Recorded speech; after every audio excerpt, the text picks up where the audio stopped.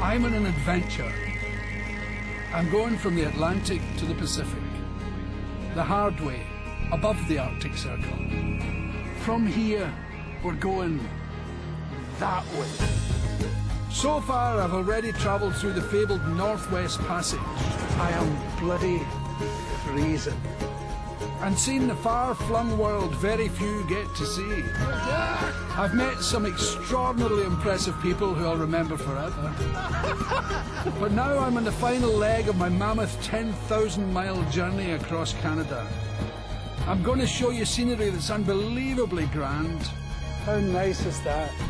And introduce you to hillbillies and the hard men who call this remote wilderness home. I can't imagine my mother running and shooting a bear.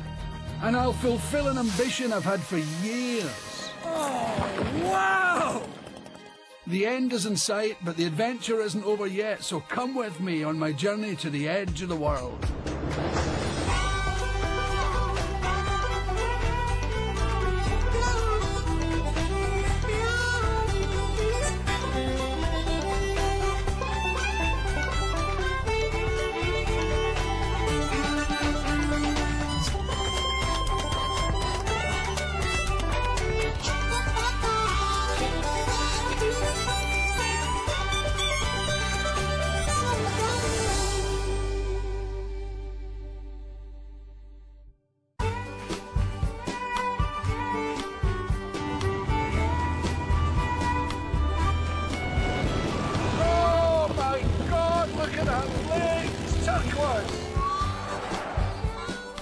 My ocean-to-ocean journey began on the Atlantic coast in Nova Scotia before heading north to the Arctic and the Northwest Passage. I'm now heading south to my final destination, Vancouver Island on the Pacific coast. I've still got 2,500 miles to go from my current position, the White Pass Mountains in the Yukon. I'm glad you've come this far, but you ain't seen nothing yet. This is scenery on an epic scale. A vast hideaway wilderness for the refuseniks of society. For cowboys, Indians, loggers and hunters. For the 21st century pioneers who fled here to the edge of the world. Come with us. Come one. Come all. By the way, this is called Windy Arm Lake. I wonder where they get the name, eh?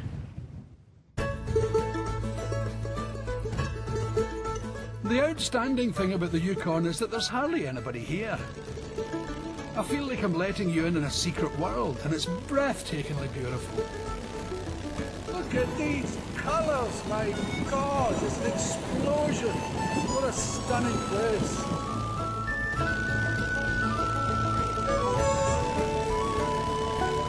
The plants look as if they're rejoicing, but they're actually dying. This is the last fling of autumn.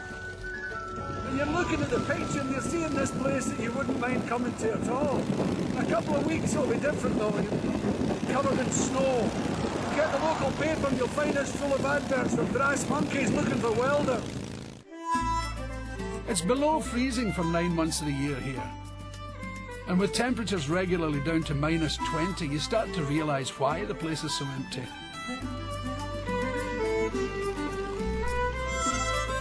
Just like the Arctic, it takes a hardy soul to cope with such conditions, and I'm keen to find out why they're here and what keeps them here. For some of them, it's still the ancient dream of gold.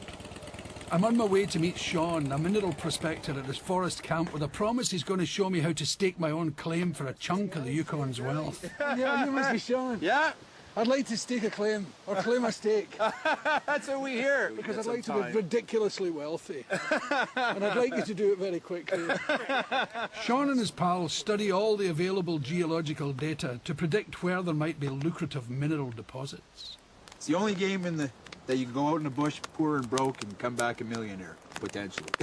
Yeah. It's all gold you guys are interested in. You're not interested in copper and zinc. Yeah, no, we do We're everything. interested in everything, but you know, everybody really likes gold.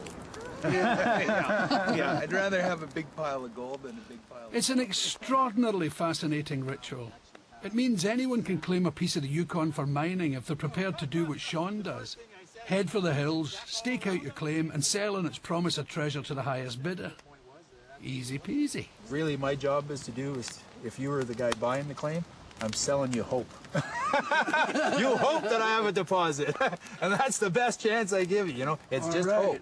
But it all starts with putting a post in the bush. I didn't know you actually still to this day put a stake in the ground to establish a claim. Yeah. God, I love that. And you got to give it a claim, and you got to give the claim a name. You do? So we're calling this claim block the Billy claim. Yay! Yeah. I thought they mostly had women's names. That could be a big mistake. Tomorrow we're going in search of gold.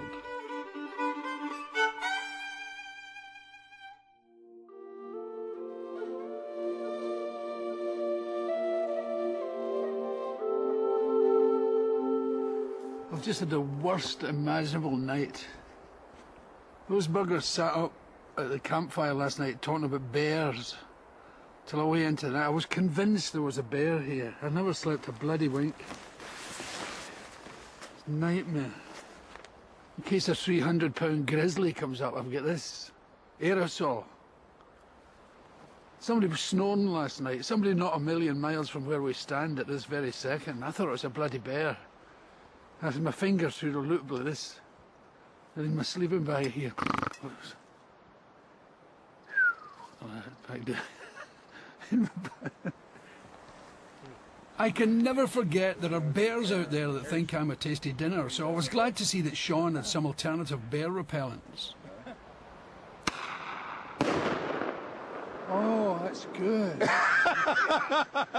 They're fun. Everybody loves shooting off bear bangers.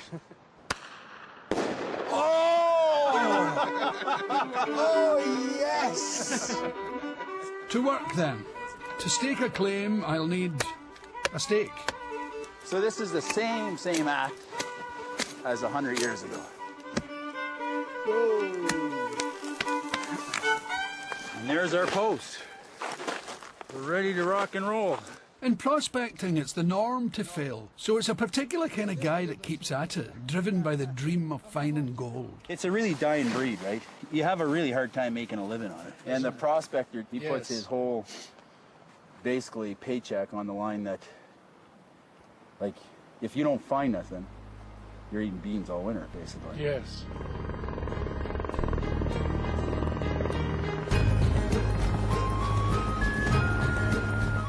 And this is where the treasure is buried.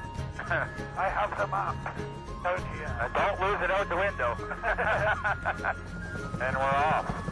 Certainly are. With the modern day iron horse. Like flying on a magic carpet, eh?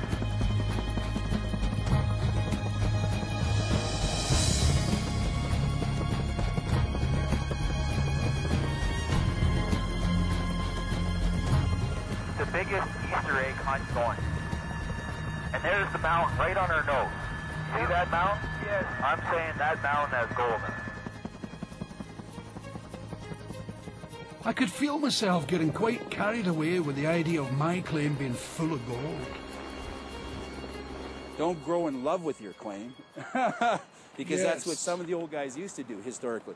They used to grow in love with their claim Yeah. and go, it has to be here and has to be here, and it was never there. So, Yeah. because they didn't have the data. Yeah, right here. That's a good spot. Oh, mounding the post. I have to watch the rock in case there's something in it. You never know! You guys think differently. I thought I seen some copper. No, this is where history comes into effect. Call us Billy number 1. Post number 1 of the Billy number 1 claim. And you sign the dotted line.